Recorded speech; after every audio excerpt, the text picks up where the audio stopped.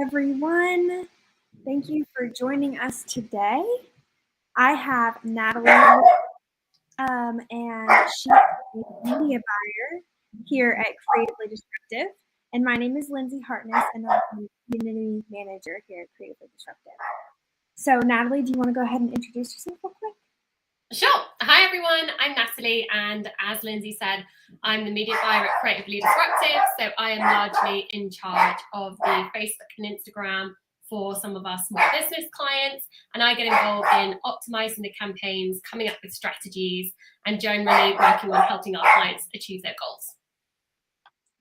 So you are perfectly suited to talk about this topic, which is why we chose it to talk about leveraging a multi-funnel strategy in marketing. I think this is something that business owners who are not super familiar with all aspects of marketing they struggle with because they think that Facebook, they focus on Facebook as the one channel that you can market, or maybe they focus on their website or their social media profiles a little bit maybe. So it's important to implement a multi-funnel strategy, and I know you're going to explain to us why, but what are the components of a marketing strategy? Yeah, so I'm just going to stop my dog from barking. Give me 2 seconds. I'm going to shut that door right now. So a marketing strategy essentially needs to involve multiple platforms, because in general society today, people don't find out about one business through one platform. And they have a look around, they may see you on Facebook, but they may end up doing a Google search, and they may end up going onto LinkedIn, or they may end up going onto your website, seeing your emails. So you really need to be visible on all of the platforms where your specific audience is hanging out, and where they're likely to be looking for information, i.e. Google, which is search intent based, or where they're likely to be ready to be influenced with information, something like Facebook or Instagram. So if someone clicks onto a Facebook ad and they see, say, for example, one of your products or one of your service offerings that you have going out that month, and they're interested, they may not choose to buy straight away. We'd all love it if they did, right? But unfortunately, that's not always the case. So if they actually search for that product or service online, maybe they're looking around, looking at your reviews, seeing how good you are in terms of social proof, then you would also need to have a great visibility on Google. So you kind of follow your audience around the internet. And that sounds a bit scary and a bit kind of crazy, but that is how effective marketing is run. So each of the different platforms need to be linked up together in terms of their messaging, in terms of the objectives, and in terms of the overall goals that you're trying to achieve, so that you can leverage the eyeballs across the different platforms. And that's what we really recommend at Creatively Disruptive, is utilizing all of the platforms that your particular audience is hanging out on to influence that decision and ensure that you're top of mind across all of the different online platforms. Definitely. So what are some of the marketing funnels that businesses often miss out on or forget about? Yeah, so the common platforms and funnels that we see all the time is Facebook, Instagram, and Google. That's like the holy grail. And then we use email marketing to nurture those new prospects that come in through those funnels. And that's kind of the process that we really work with our clients at Creatively Disruptive to implement and really get working on autopilot. But if you are looking for something that's maybe slightly new or under the radar, or something that could be a little bit of a secret sauce, LinkedIn ads is definitely something that many people discount. But if you're targeting high income net worth individuals, senior executives, owners of businesses, or maybe you're a B2B brand targeting individual businesses yourself, that can be a great platform that's often missed.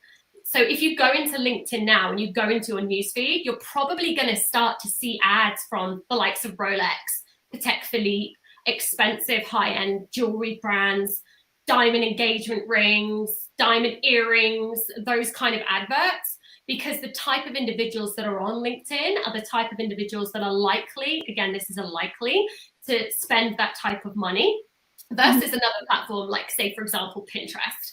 So it's really important to know and understand your ideal target audience and where they're going to be hanging out.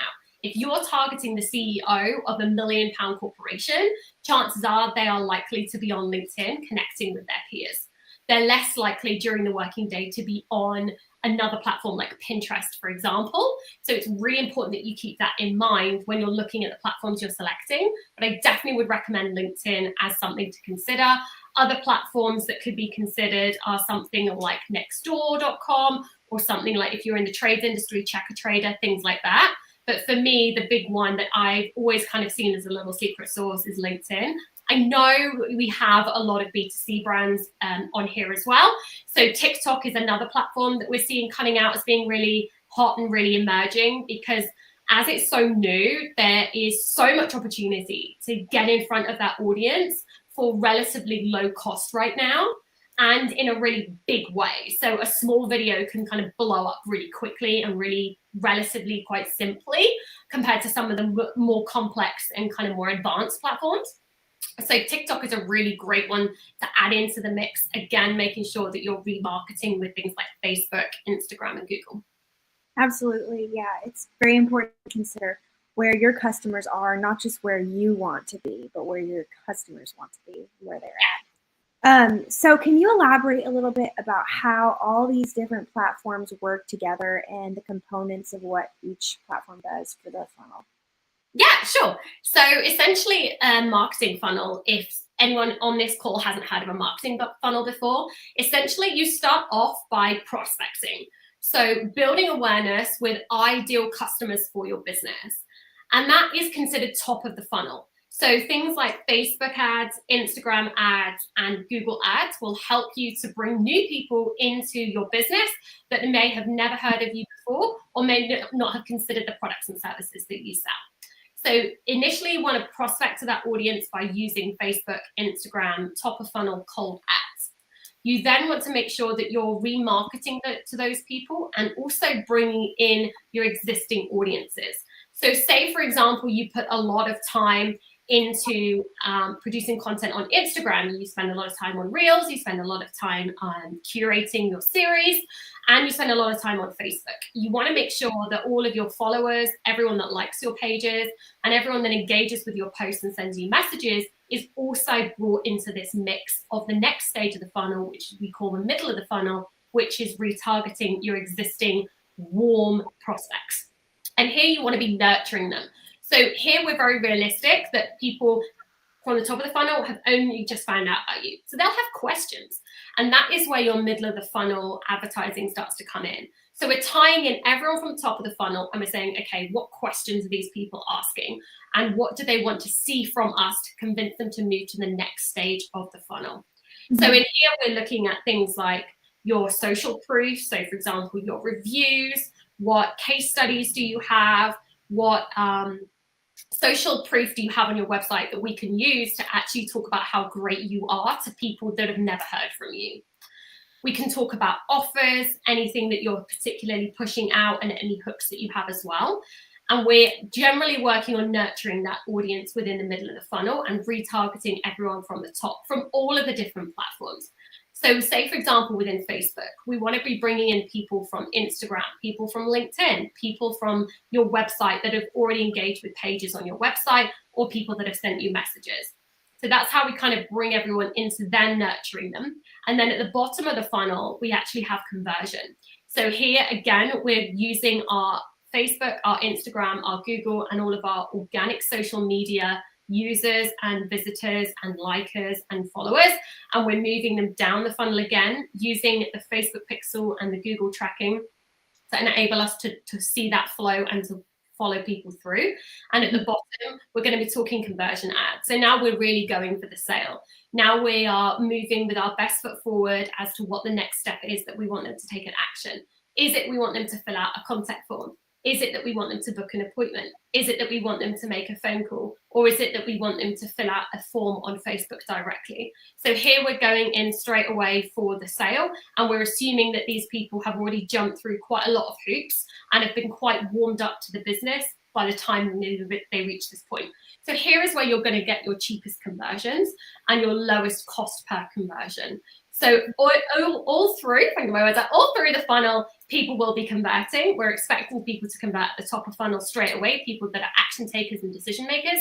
People that are in the middle of the funnel perhaps need a little bit more convincing, and people at the end that have taken a little bit of a longer time to actually move through the funnel.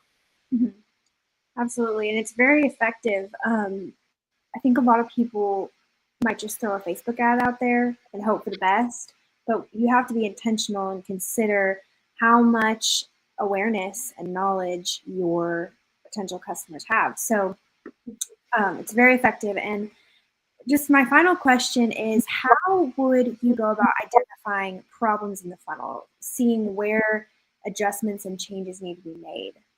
Sure. So as we identified, there's 3 stages of the funnel. So when we look overall at a client account or at an advertising campaign, we start to look at where in that funnel are people dropping off and are they meeting the benchmarks we're expecting. So we have typical industry benchmarks where we know accounts should be performing. If at any point during that journey of moving from the top of the funnel to the middle and to the bottom, something isn't converting in line with where we expect it to be, Creatively Disruptive has worked on hundreds, if not thousands of accounts at this point. So we have lots of data in terms of where accounts should perform. So we know where in the funnel things should be converting. If at any stage something isn't converting, and we can see that in the data and the analytics through using the Facebook pixel, through using Google Analytics and so on and so forth, we can see where something isn't converting according to where we expect it to be. And we can then zero in on that problem and look at more detail. So say, for example, people aren't moving from the top of the funnel to the middle of the funnel. We can start to look at the ad creative. We could look at the ad copy. We could look at who we're targeting. We can look at the offer, and we can start to establish where in the funnel it's going wrong. Now, without trying to be too technical, things like click-through rate give us an idea of how effective the creative is being. Things like cost per click is giving us an idea and an indication as to how well we're performing from an audience standpoint and how expensive that audience is going to be for the objective we're aiming for.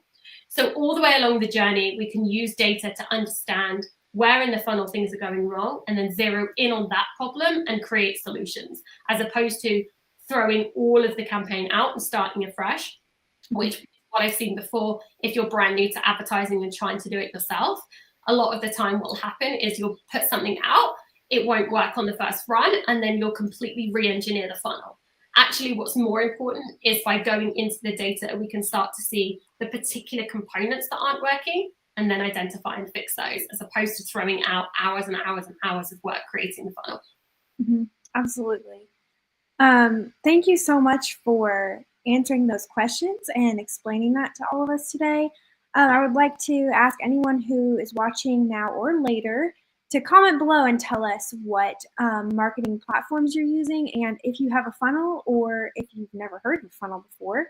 We just kind of want to understand where y'all are at and how we can help you the best. And you're welcome to comment any questions. We will reply to them, even if it's way after this live has ended. So thank you so much, Natalie, for joining us today and talking to us about this important topic. No worries. Speak to you all.